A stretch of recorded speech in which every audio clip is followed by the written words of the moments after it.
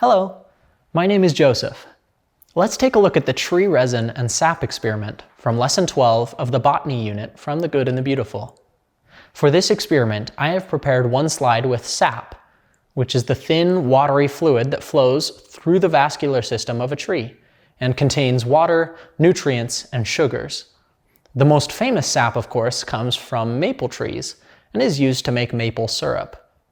In order to turn sap into syrup, you need to boil it down until most of the water has evaporated. It takes about 40 gallons of sap to make just 1 gallon of syrup.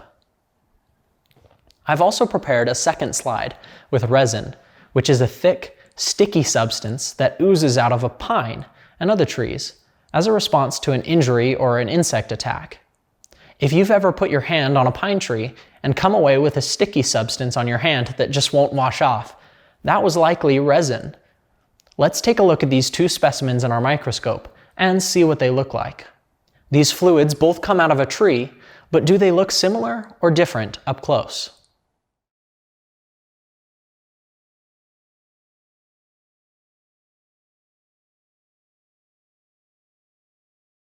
Be sure to check out these Open and Go homeschool science units and many more on goodandbeautiful.com.